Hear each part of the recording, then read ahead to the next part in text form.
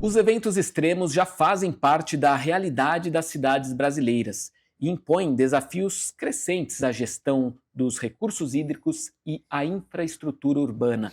Nesse cenário, a forma como os municípios planejam o uso do solo, protegem seus mananciais e estruturam seus sistemas de drenagem se torna decisivo não apenas para a segurança hídrica, mas também para a proteção da população e a construção de cidades mais resilientes.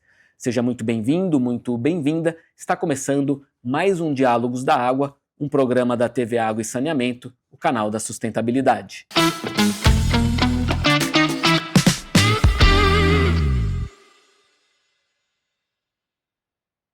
Muito bem, e para falar sobre esse tema tão importante, tão caro às cidades brasileiras, nós recebemos aqui em nosso estúdio o Hélio César Suleiman, que é diretor-presidente da Fundação Agência da Bacia Hidrográfica do Alto Tietê, FABAT. Seja muito bem-vindo, Hélio. Obrigado, Thales, obrigado.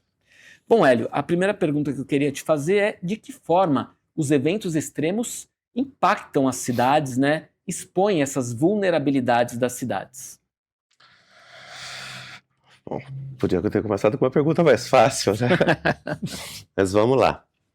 Eu acho que era importante contextualizar a bacia hidrográfica do Alto Tietê, pela complexidade que ela é. A bacia do Alto Tietê, ela tem 5.775 km² de área, uma população de 21 milhões de habitantes em área de cabeceira. Então, ou seja, por natureza, nós já temos baixa disponibilidade hídrica, tá? Porque nós estamos na cabeceira. Para se entender a questão dos eventos extremos, podemos trazer aqui dois grandes exemplos. Dezembro de 2009 e janeiro de 2010, tivemos uma chuva de grande proporção. E a montante da barragem da Penha ali, a várzea, né, inundou ali a várzea do Tietê, colocando dois bairros, o Jardim Romano e o Jardim Pantanal, debaixo d'água, por meses. Logo em seguida, né, um pulinho de tempo, em 2013, nós tivemos a maior crise hídrica. E pela primeira vez ouvimos falar aí dentro do reservatório, quem não é da área, a questão de volume morto. Então, ou seja, a mesma água que devastou um bairro, que pôs em risco a população, 2 anos seguintes ela fez falta. Né? Então, na realidade, são somente lados da mesma moeda. A falta d'água ou o excesso d'água, ela sempre vai ter o seu preço a pagar. E é isso que a gente precisa trabalhar, né? Porque os eventos extremos, eles são realidade. Ele é uma realidade. O problema é quando vai acontecer. Em 2021, nós tivemos uma crise hídrica, só que já em nível nacional. A Bacia do Paraná, que é uma grande produtora de geração de energia, sofreu impacto grande, né, com situações sendo que a nossa matriz energética depende da água. Então, a gente fala muito em política de recursos hídricos, mas a gente precisa trabalhar muito com políticas públicas. E elas precisam estar de forma harmônica. Nós temos a legislação de recursos hídricos, aqui no estado de São Paulo a gente tem a 7663 e em nível nacional nós temos a 9433, que dispõe sobre como tem que trabalhar a gestão de recursos hídricos. Mas nós também temos o marco legal de saneamento, que traz a drenagem como um dos grandes pilares. Então, dentro da questão do marco legal de saneamento, né, pela 11.225 de 2007, reformulada pela 14.026 de 2020, nós temos 4 pilares: água, esgoto, resíduo e drenagem. A drenagem é o patinho feio do saneamento. Por quê? Porque dos 4 eixos, né, é a que menos teve discussão, a que menos teve regulação. Hoje a gente fala em saneamento, você fala em água, você fala em esgoto. Deixa o resíduo sólido mais ou menos ali, né, numa segunda etapa, mas a drenagem, ela é o patinho feio, ou seja, não tem quem defina a sua titularidade, quem vai ser responsável. Há um vazio, há uma lacuna entre o que precisa ser feito, dividir responsabilidades. Enfim, a drenagem ela continua sendo um grande problema. E ela está muito relacionada da forma como a gente faz uso do solo, uso e ocupação do solo. E aí trazendo aí dentro da questão dos mananciais, né, e trazendo o exemplo de São Paulo, a cidade de São Paulo ela tem um grande movimento urbano a partir dos anos 60 e anos 70, quando ela inclusive muda a sua forma de trazer, de se transformar numa cidade mais industrial. E com isso a cidade cresce. E naquele momento, e aí eu também sou do interior, né, vim de Barretos, a gente tinha a cultura de falar que quem tinha, a ideia era, cimenta tudo. E essa lógica foi transferida para as cidades. Então você impermeabiliza mais, os cursos da água começam a ser canalizados de forma tamponada, então você soterra o rio, aqui a gente tem vários rios soterrados. Eu me recordo, inclusive, da pista central da Marginal Tietê, que liga, né, a Zona Oeste, Central e Zona Leste de São Paulo, dela realmente cobria ali áreas que eram áreas que absorviam a chuva, né? E cimentou-se tudo ali, né? E aí você vai lembrar, então, que quando chovia... E qual que eram as técnicas para resolver isso? Aprofundar a calha, levantar polders, né? que são estruturas cinzas, que a gente chama, mas que são conceitos que foram utilizados, os conceitos de engenharia no passado, e que hoje não atendem. No passado, você tinha uma população, você tinha uma quantidade de pessoas, você tinha um espaço para ter na chuva a sua infiltração. Hoje não mais. Hoje não mais. E da mesma forma que você lembra aí do canal central, né, das pistas ali paralelas à Marginal Tietê, como a Pinheiros, nos anos 60, lógico que você não era nascido nos anos 60, nos anos 70, muito menos, mas com esse crescimento da cidade e essa impermeabilização rápida, né, então, que a lógica era, eu tiro a água daqui, jogo para o meu vizinho e ele que lute. Uhum. Né? Com essa impermeabilização teve consequências agora no futuro extremamente maléficas, porque você diminui a recarga do aquífero, sendo que a ciência já mostra que a água subterrânea é o grande reservatório, né? Então assim, a gente não pode ficar dependendo de captação de água superficial, apesar de ser mais barata, mas a reserva nossa está nos aquíferos. Com esse crescimento da cidade, a população mais vulnerável ela foi empurrada, né, para regiões mais baratas, e aí começa, então, o calvário da Guarapiranga e da Billings, que as pessoas começam a utilizar essas áreas. Que são né? duas represas que abastecem São Paulo, né? Exatamente. E que, por conta dessa ocupação, acabaram se transformando em grandes mananciais extremamente poluídos. Então a gente tem que olhar, penso eu, Thales, e aí a gente tem trabalhado muito, e a FABAT, né, a fundação, ela é o braço executivo do comitê. O comitê de bacia é o espaço de diálogo para se trazer esse, não seria o controle social, mas essa discussão de como procurar soluções mais adequadas, alternativas, com uma certa sustentabilidade, tanto ambiental como econômica.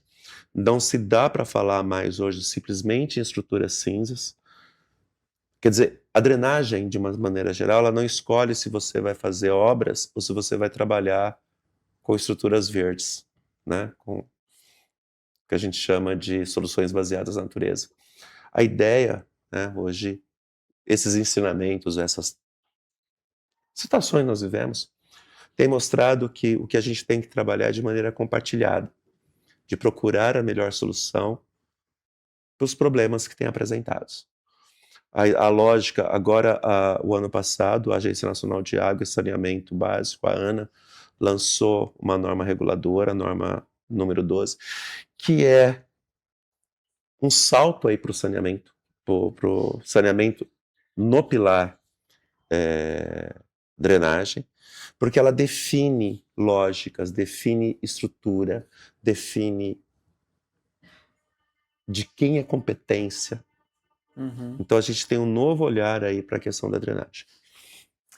E você falou de política pública, a importância das políticas públicas, né? Como os municípios podem integrar a gestão da drenagem urbana e proteção dos mananciais, isso pensando em aumentar a resiliência e garantir segurança hídrica para a população?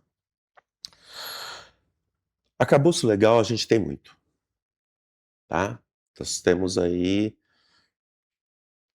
várias leis, várias normas. O que a gente precisa ter é maturidade nas escolhas das ações. Entender que toda política pública ela tem pontos que são extremamente convergentes. E aí eu começo, como eu disse aqui com o exemplo da questão da Guarapiranga e da Billings. Por que as pessoas foram para lá? Porque eu tenho um déficit habitacional. A minha política pública de habitação não adequou ao que estava olhando ali na Lei de Proteção de Mananciais. Sabe, então, é olhar... eu vou fazer uma frase que eu tenho uma amiga que fala o seguinte: o acordo do divórcio é feito na lua de mel. Como que eu posso... E o que isso quer dizer? Que a gente tem que pensar a hora que o céu está azul, sem crise. Nós estamos tranquilos, porque aí você planeja melhor. Quando a crise acontece, você apaga incêndio e você pode tomar decisões equivocadas, porque você quer atender na emergência. Então as melhores decisões, elas são feitas à mesa, num planejamento, numa estruturação, de saber de onde que eu vou respeitando as responsabilidades e trazendo todo mundo para a mesa, para o jogo. Eu me recordo na crise hídrica de a imprensa, à época eu trabalhava em um veículo da grande imprensa, e de existir a cobrança de um plano emergencial sobre a crise hídrica que estava trazendo efeitos muito duros para a população do estado de São Paulo. Ou seja, se houvesse um planejamento, a gente teria esse plano emergencial. Então, o que se pede é para que os municípios tenham esse planejamento, pensem o planejamento quando o céu está o céu de brigadeiro ainda e não em meio à crise. Seria isso? Exatamente. Exatamente isso. Né? Porque a hora que está ali a população cobrando. Porque é interessante, a população só vai sentir falta quando você não tiver. Porque para nós a água, né, abrir a torneira, sair água da descarga, o esgoto ir embora, você pegar, tirar o lixo ali da tua lixeirinha da tua casa e colocar na porta, teu problema acabou. Política pública e lugar público ainda não está internalizado para as pessoas. As pessoas não entendem que aquilo... Eles não entendem que água, esgoto, coleta adequada de resíduo, que também, se eu não fizer uma coleta adequada, eu vou entupir os bueiros e também não tem situação de drenagem que vai resolver. Está tudo interligado. E que esses mananciais têm que ser preservados, inclusive, para a gente poder ter água de qualidade. Nós estamos aí com uma situação de escassez novamente. Temos aí o fenômeno do El Niño, que diz que vai ter aí um período de pouca chuva, né? A Companhia de Saneamento aqui do estado de São Paulo está fazendo uma grande obra, uma transposição do braço ali da Billings para abastecer ali uma represa agora ali no Alto Tietê, né? na região do Alto Tietê. Então, assim, nós precisamos cuidar dos nossos mananciais, cuidar das nossas águas, né? Porque a água, na sua forma mais pura, ela é fator de desenvolvimento econômico, desenvolvimento social, de dignidade humana, de desenvolvimento econômico, agrícola. Uhum. A água está presente em tudo na vida. Tudo na vida. Perfeito. A gente vai fazer um breve intervalo. Fique aí, esse papo continua já já. Será que essa embalagem tem mesmo 800 gramas? Eu não sei, mas a IFM sabe. A IFM faz parte da nossa vida e muita gente nem sabe disso. Nossos sensores e equipamentos estão nas linhas industriais mais modernas do Brasil. Estão no agro, mineração, energia e onde você nem imagina. Se tem qualidade, tem segurança. Tem IFM. IFM.